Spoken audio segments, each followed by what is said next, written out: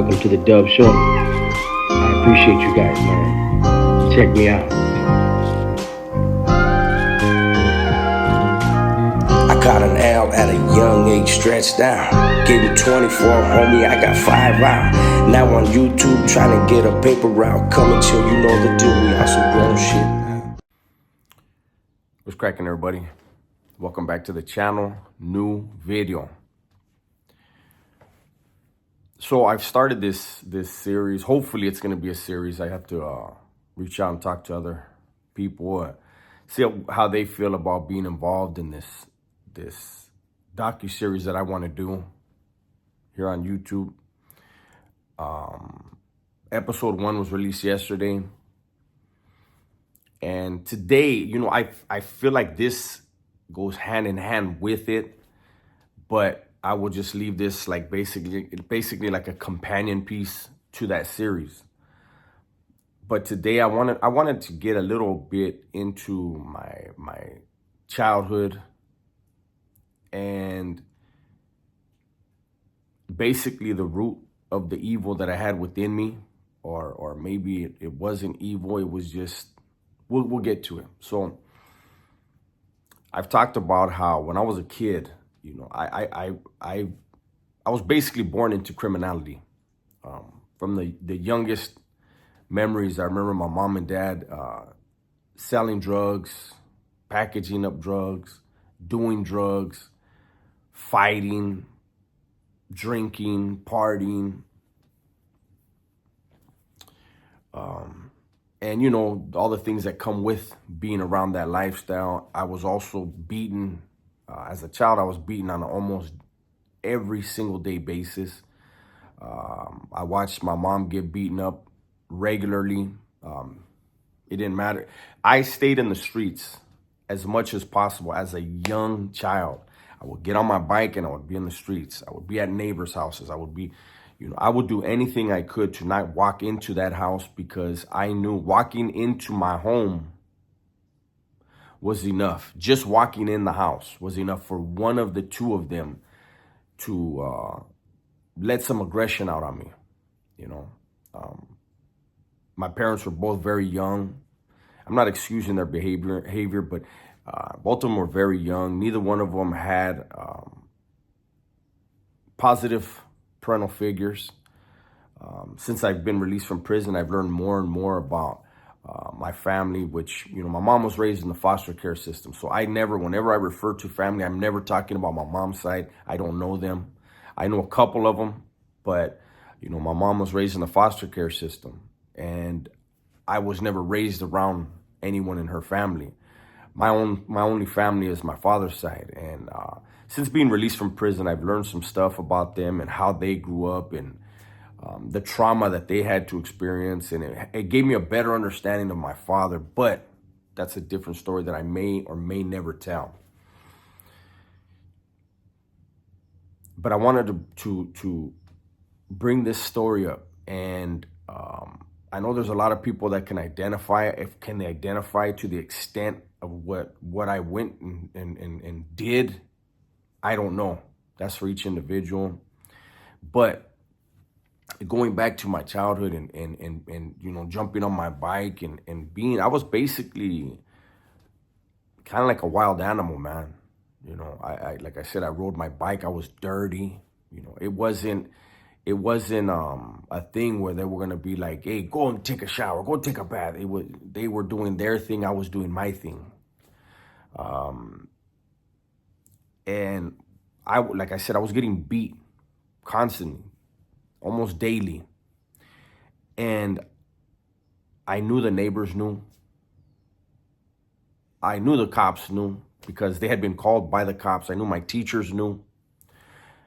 I knew all the kids in the neighborhood knew. Like, everyone that could be an authority, anybody that could be considered an authority figure in my little life, I knew what was going on. They didn't care. In my eyes, they didn't help. And I mean, like I said, the teachers saw bruises on me 2 times. I remember them calling the cops, and cops taking pictures of me and my injuries, and that was the extent of it. Did I want my parents to be arrested? Absolutely not. Did I want to not be beaten? Of course. But it wasn't in the cards for me. And so I want to tell you some things that are not, they do not shine a good light on me as a child, but they do shed light on the mind of a child who is experiencing trauma. So going through those years, those very young years, my father was and is very macho, and you fight. You don't show weakness. We always had boxing gloves, and it was a thing of my dad's. Whenever the primos would get together, he would pair us up, and we'd fight. My dad and his homeboys would be drinking at the house. My dad would whistle for me to come home, and he would tell me, hey, the boxing gloves would be right there, and he would say, go find somebody in the neighborhood, bring them over here and fight. And I would find somebody, and we would box, and they would all laugh. In school, I was constantly fighting. I would get suspended from school for fighting, and then I would get the dog shit beat out of me for getting suspended.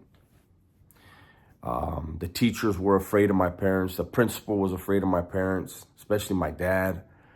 And we lived across the street from the elementary school that I was going to. The anger within me as that small child was burning greater and greater. As I look back, it burned greater and greater in a short period of time. I was a child, man. And I remember I started sneaking out at night. I was probably about 8 years old. And I started sneaking out at night. And I would take a knife. And I started popping the neighbors' tires. I even popped the tires of people who were kind to me, who would feed me, that knew I was hungry and wasn't being fed, and that would feed me. And I would sneak out and I would pop one of their tires, maybe two.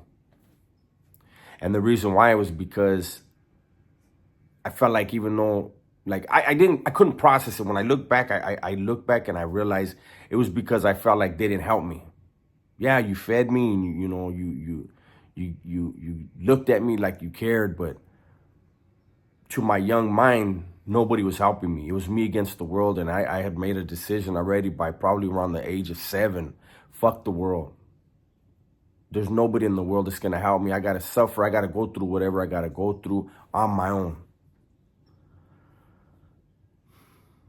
So I did that for a little while, and I remember popping the tire. I think that was 2 tires of a neighbor that, like I said, they really took care of me when they could. And I remember them telling my dad, hey, man, somebody popped my tires, and they popped, the neighbor's tires, this and this and that. But my dad and my mom, I never popped their tires, too scared to pop theirs, right? So then I figured, oh man, I better stop, because they're the only my mom and dad, they're the only ones that didn't get popped tires, right? Maybe they're gonna figure me out. So then I got even more evil. And like I said, this is something I'm ashamed to talk about. But I need to put it out there, because I need to show how trauma affects young kids' brains. So I remember I snuck out, and I did this several times. I snuck out, and like I said, I lived across the street from the elementary school. And I went over to elementary school, and I squatted down in the playground area, and I shit by the swings. Remember, I'm like 8 years old, man. 9 at the most. And I squatted down, and I took a shit next to the swings. And I got a piece of paper or something out of the trash. I don't know how I got the paper, but I got the piece of paper. And I smeared shit on every swing. Then I went over to the slide, and I smeared shit on the slide. I smeared shit, on the bars where the girls used to like swing back and forth, The The ones that I could reach, I jumped up and I hit those with shit. And the next day I went to school and I made sure I was there early. And I remember the kids got there and they ran to the slide and they ran to the swings and they were excited to play. And they saw the shit smeared and they would just stuck like, what is this? And I remember being happy. I remember being happy because it was like, I robbed them of their good time. I robbed them of their happiness, just like I was being robbed of everything. And I remember laughing when the janitor had to come and clean it. I was an evil kid. I don't want to say that I was evil because I was hurt. I was hurt and I was lashing out. Like I said, I was fighting all the time. Now I was, smearing shit on stuff so that other kids couldn't have fun. If I don't enjoy myself, these swings didn't give me any joy. I thought I was a tough kid. My dad's gonna be like, look, what the hell are you doing? Are you a girl? What you on the swings for? What are you on the bars for? What are you on the slide for? Go play fucking football. You know what I mean? Like, go play baseball or something. So those things did nothing for me. They wouldn't have impressed my dad. But they were the things that made other people happy, and I took it from them. I remember I would at times even go and smear. I think I only did it like once or twice because it didn't work. But I thought if I smear shit on the door handle to my classroom, they'll cancel my classroom and I could go back home or I could be in the streets all day. Because I knew during school hours, my mom and dad were working. And yes, they were drug dealers and had jobs and were collecting welfare. Everybody was at that time. They were working welfare and we had no fucking food in the house most of the time. I was hungry. So when you see pictures of me, when I do the rap intro, and I'll probably I'm going to try to remember to add the rap intro to this video. Look at how skinny I was. I was that skinny because I grew up starving. I'm a lot heavier now. Prison did that for me. But growing up, in those formative years, physically and mentally, man, that was very, very rough.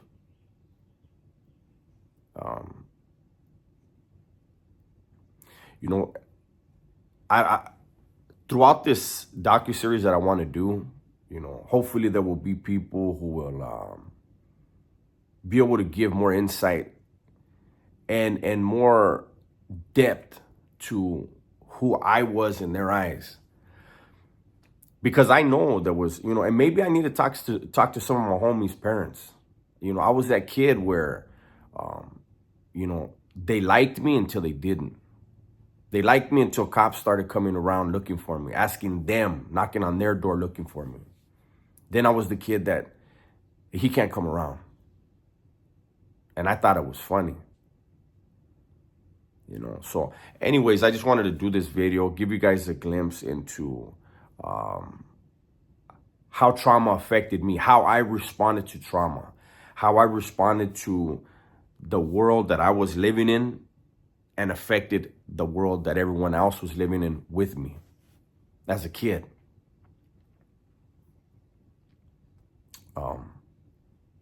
I didn't do that forever, but I did do it. And I did it several times. I look back now and I'm like, I feel bad for that janitor. I feel bad that those kids have that memory. And there may be some kids from Santa Barbara that are going to see this video and they're going to be like, fuck, I remember when there was shit smeared all over the stuff. This whole time it was him? Yeah, it was me. I was hurting. And I wanted to make sure that while I wasn't having fun in life, no one else was, if I could do something about it. It was such a weird time for me, man. There's more stuff I could say. It was very different. It was a different world, and that's another thing, how when people say, oh, Santa Barbara this, Santa Barbara that. I remember I used to have conversations with homies from Los when I was in YA especially, because they're the ones, you talk more shit over there. And they, I've said it before, you bought those, gangbang on dolphins and this and that. And I used to tell homies, like, I'm willing to bet I grew up poorer than you. I didn't care what part of LA County they were from. I was like, I'm willing to bet I grew up poorer than you. And I grew up worse than you. In a worse home than you. Smaller home than you. And that was why I had a chip on my shoulder. Because it was like, you judge me because of a beautiful city I live in, not realizing the horrible, horrible home I grew up in. The horrible environment. As we go, like I said, maybe I'll add things down the line to more about my mom and my dad, what I've learned, how they grew up. And again, not to justify their actions, but to at least put out the things that they had to deal with, the violence that they were raised in, their inability to know how to really raise a child and love a child and nurture a child because they didn't receive any of those things, This is another one of those videos I'm going to put on the small channel because I think the whole docuseries I'm going to keep on the small channel. So this, I think, is a companion piece to that. This is another one of those videos. It's not going to get a lot of views, but it's going to get where it needs to get. And I know that there's going to be some professionals in certain areas, certain careers that are going to see this and that are dealing with kids that are going through similar stuff, and they're probably going to show it to them. And I hope they do, because those children, and if you're watching now, make sure you recognize the people who do care about you in your life, and don't go down the path that I went down. I was blessed. I'm not supposed to be out. I was supposed to die in prison, one way or the other. And due to a Senate bill, due to the Anti-Recidivism Coalition pushing to understand that juveniles need to be evaluated different, myself and thousands and thousands and thousands of other lifers have been paroled. You don't want to catch a life sentence, man. You don't want to keep adding fuel to that hate, that heartache that's in your heart. Whoever's showing you this video is showing it because they care, and it's probably somebody you should trust. That's my video for today. Hopefully you guys enjoyed it. Everybody, please be safe, be smart, and tell the ones you love that you love them. I'm out.